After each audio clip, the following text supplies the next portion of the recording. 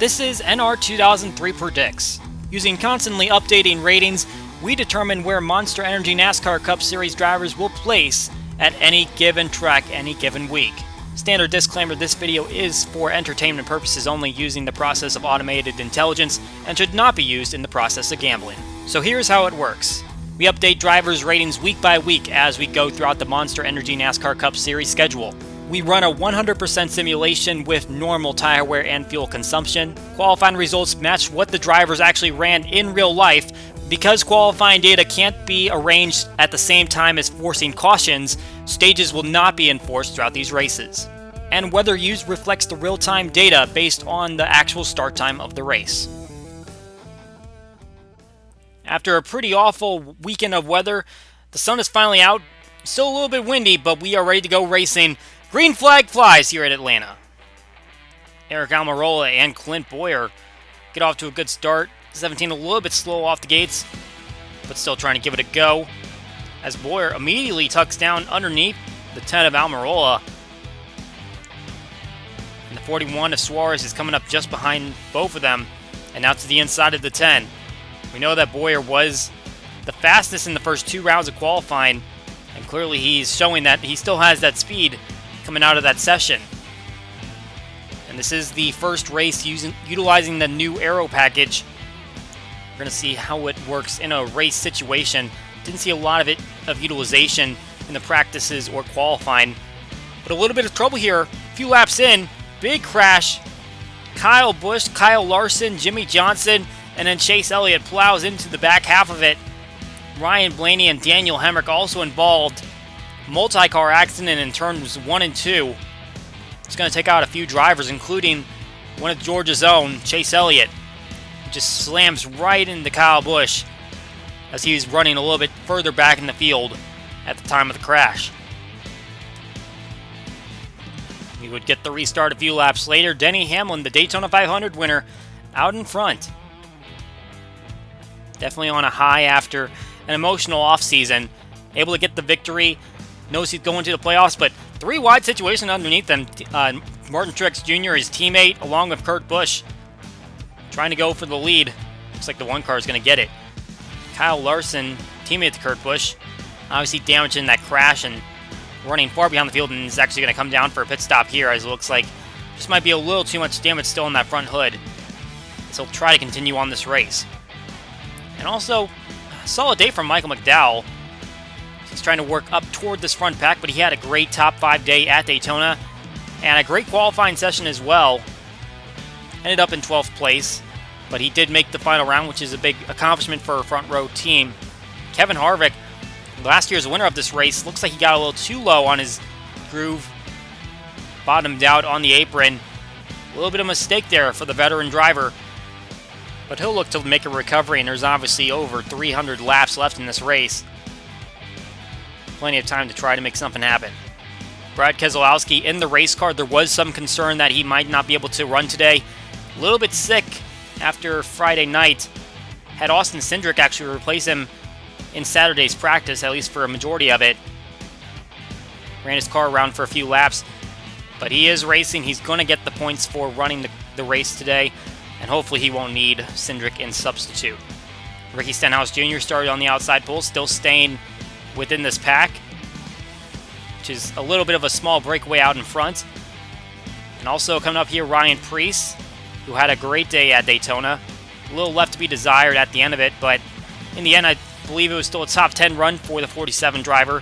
And for a rookie making his first Cup start at Daytona, that's a great performance to put up, especially considering some of the wrecks he dodged. You also see here Daniel Hemric is now starting to get lapped up, as he is running pretty slowly. Was involved in that first accident and trying to make sure that the field goes by, being a respectful back marker.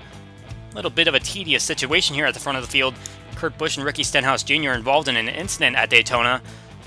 Not exactly sure if he got into him, but it was a very close call, so obviously I don't think Busch is too happy with the 17, and now they're racing next to each other toward the front. Also making an appearance up here, Ty Dillon.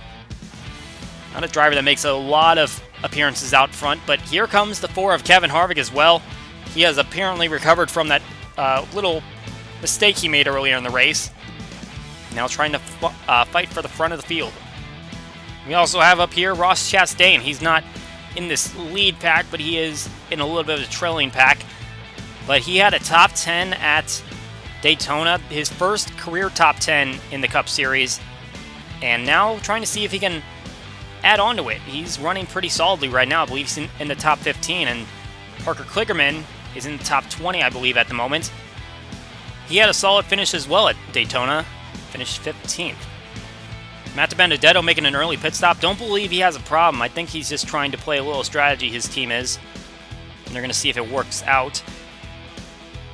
We're seeing here that Kevin Harvick, currently in the lead, is catching up to a few more lapped cars. Those would be both of the Rick Ware racing machines. Another car up there. That would be the 43 of Bubba Wallace. So those guys going to go a lap down. Landon Cassill is putting up a very good performance at the moment. Currently running in the 8th position. Really surprising to see that Starcom machine running as good as it is right now. Would like to say that it is a product of the package, but honestly, the package has kind of split people up into different packs. As we see Joey Logano now ducking down for his service, which should be scheduled, and it looks like Ricky Stenhouse Jr. is going to do the same. A lot of different strategies playing out here. No one pitting at the same exact time, but it looks like we got some trouble as Martin Truex Jr. gets into Garrett Smithley, about to go a lap down, and the 77 gets turned into the wall. Caution comes out. Not everyone has pitted yet, but it looks like anyone that had pitted and gone a lap down is going to be in trouble. But almost simultaneously, in turn 1, Ross Chastain, Denny Hamlin, and Austin Dillon, they all get into it with each other. And that's going to damage all 3 of those race cars, and it looks like Chastain is out as a result. No other cars involved in that. And you can see Stenhouse Jr. a lap down as Almirola leads the field. He's going to have to work to get his lap back. Kurt Busch is having to deal with a little bit of lap traffic, and it's a tight situation right there. It looks like David Reagan might have scraped the wall at 3 wide, almost 4 wide there, as he's in the middle of a lot of different speeds of race cars. And Kevin Harvick going to go down to pit lane. This is pretty soon after the restart, but it doesn't look like he's alone, so I guess this is a strategy of some sort, but not sure what kind of strategy you're playing if you come down so quickly past the restart. Now we're looking at the leader, Almirola. You can see Eric Jones and Ricky Stenhouse Jr., 2 cars that are, well, they're at the tail end of the lead lap at the moment, as Kurt Busch is also coming down for pit service. Those guys that are a lap down or more, trying to get their laps back by staying in front of the leader if a caution comes out. You could see Kurt Busch looks like he just took fuel only. And another big crash in turn number 1, turning into Calamity Corner. Joey Logano, Ty Dillon, Ricky Stenhouse Jr. A few lapped cars involved in that one. And then here's Kyle Larson. He's going to get hit. And there's going to be some more trouble, chaos here in turn number 2 as more cars plow into the accident. See it from another angle. Looks like Matt DiBenedetto hit Larson. Suarez runs into the 95. Bubba Wallace, Keselowski, Matt Tifft. A whole lot of guys here involved in this accident, and that's going to be another big one to take a few guys out. Martin Truex Jr. now going to lead the field, as it looks like Landon Cassill was the first car on the inside line, trying to get his lap back. Truex Jr. had a lot left to be desired after JGR finished 1-2-3, and he was wrecked out in the big accident. As we see Kevin Harvick trying to work his way back around the field, as he is a lap down now. He's trying to get around all of these other slower cars, some of which are a lap down as well, but working that outside line, which is a lot different than the line he usually runs, but trying to make sure he can get back on the lead lap. As we see another couple cars coming down, I saw Ryan Newman there, who was in second place at this time, I believe. Parker Kligerman also going to come down from a lead lap spot. Now it looks like Paul Menard is going to be the one that's out front. He had plenty of solid performances going for him at Daytona, and it seems like none of them actually worked out. Crashed out in the Clash, crashed out in the 500. And now we see here Denny Hamlin and Austin Dillon. We saw those 2 cars involved in an accident, but they're running 8th and 9th at the moment. And somehow there's so few cars on the lead lap that even these damaged guys are still able to stay on the lead lap. and have a solid position as they run. Now Kevin Harvick, I believe he's gotten around trying to get back on the lead lap, and Daniel Suarez, a slow car, is going to hold up the entire lead pack, including William Byron, who just took the lead. As the field tries to cycle around him. And plenty of battling going on here. You can see Clint Bowyer trying to work the outside line, see if he can get around Paul Menard. And this is a side-by-side battle going down the backstretch. And they remain side-by-side. Looked like Bowyer was going to get the advantage there, but Paul Menard still pulls it out. Looks like that front group finally caught up to Denny Hamlin and Austin Dillon, and looks like the 11 might have touched the wall, almost caused another big accident.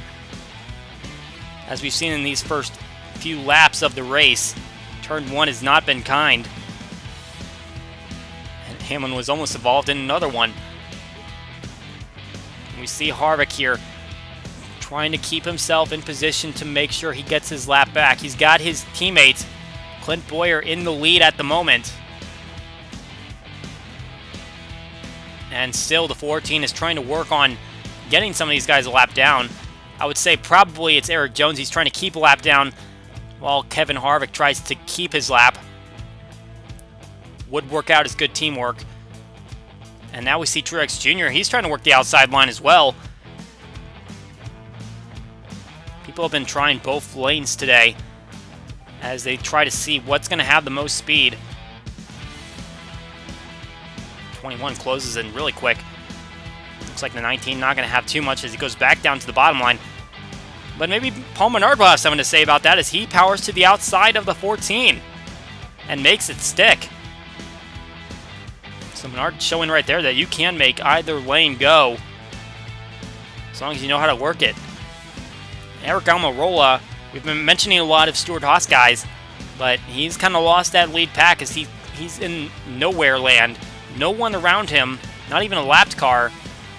And he's just trying to turn some laps, and it looks like the draft is playing at least some part of an effect on the field today. Even though they really didn't provide a huge pack like we expected it to, we're seeing kind of mini packs spread out all over the racetrack. Obviously, a lot of cars having damage. That doesn't help anything. We see here Front Row Motorsport teammates, Michael McDowell, David Reagan, throwing a little bit of a further pack. They are a lap down, but they are competing for position, along with Corey LaJoie. And Joey Logano turns down on Martin Truex Jr. And a wreck involving 3 cars that were at least 1 lap down.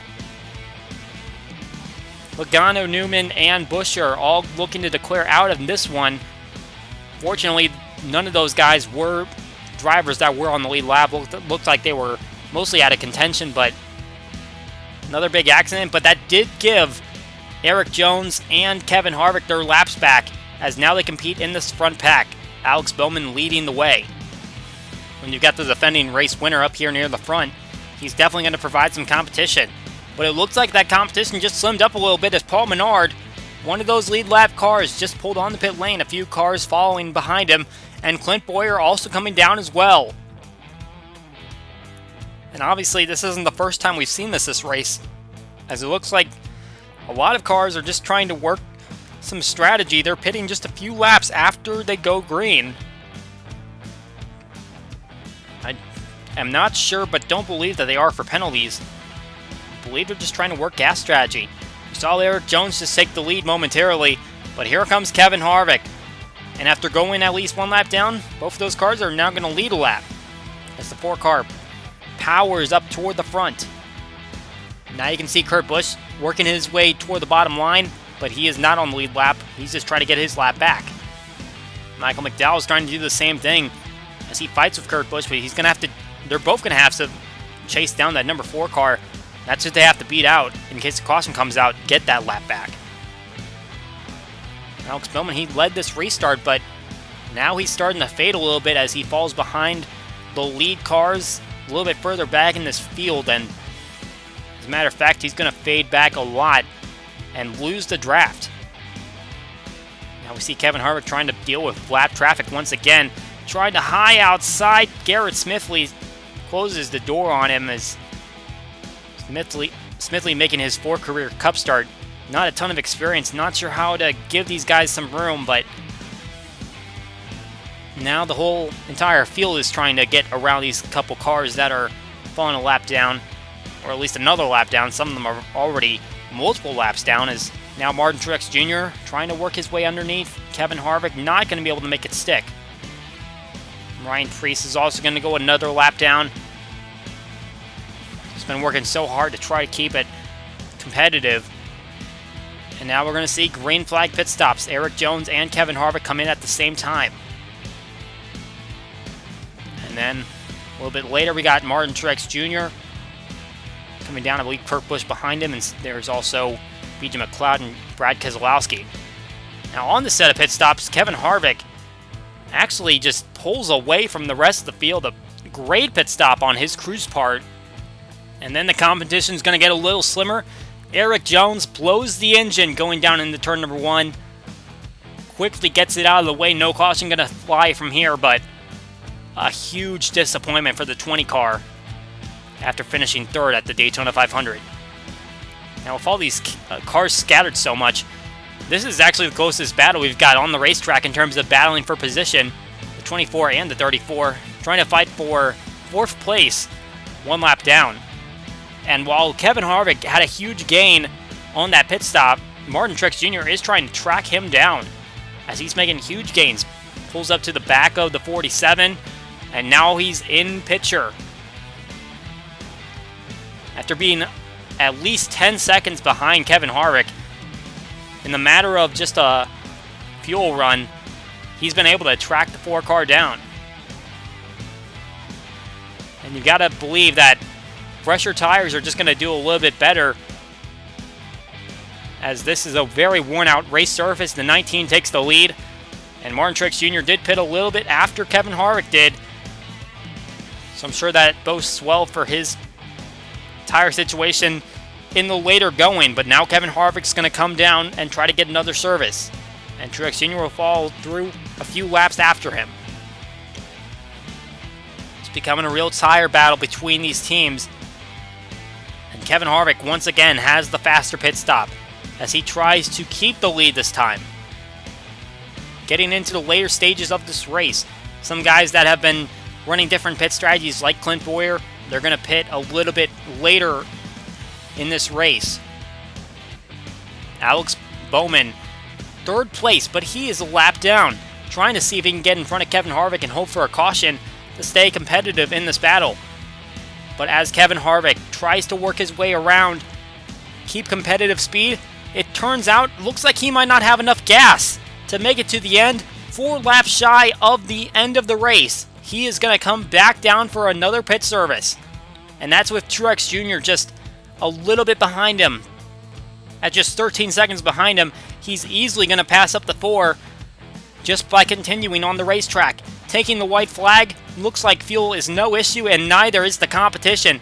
Alex Bowman more than half a track back on him, as the 19 just needs to make these final few corners. The 2017 champion looked like he could have gone for another one in 2018. Furniture Row Racing bound to shut down. They knew it during the back half of the season. But Truex Jr. finds his way over to Joe Gibbs Racing, who provided an alliance for that team. And now, off the heels of Denny Hamlin's Daytona 500 victory, Martin Truex Jr. gonna take the checkered flag here at Atlanta. Joe Gibbs Racing off to a dominating start. 2 wins to start off the season. Almost didn't happen, but fortunately for Truex Jr., Kevin Harvick just didn't have the gas to make it happen. No doubt this results chart is going to look a little bit more normal than Daytona did. Martin Truex Jr. on top, Alex Bowman, the only 2 cars to finish on the lead lap. Kevin Harvick made that late pit stop, still comes home with a podium finish, 1 lap down. You had a few surprising guys like Michael McDowell and David Ragan. You don't expect to see Front Row Motorsports up in the top 10 a lot, but they put 2 cars up there. A few other surprises include Landon Castle and Parker Kligerman just outside the top 10, although for Kligerman, he had a 15th place run at Daytona. 13th was just a little bit of icing on the cake. You also had both of the Rick Ware racing machines almost identical to each other, both 6 laps down and right next to each other on position. A lot of bad breaks for guys like Brad Keselowski, Austin Dillon, Denny Hamlin caught up in accidents. Daniel Suarez and Daniel Hemrick both never found any speed. They were double digits on the laps down that they went. And then this rest of the field are all DNFs. You got a few guys like Kyle Busch, Chase Elliott, Jimmy Johnson, guys that you thought could possibly go for a win here. They all got wrecked out in the early laps of the race. Definitely not able to contend here. We hope you enjoyed this episode of NR 2003 Predicts. Hope you'll tune in to the race at Atlanta, and we will see you all next time.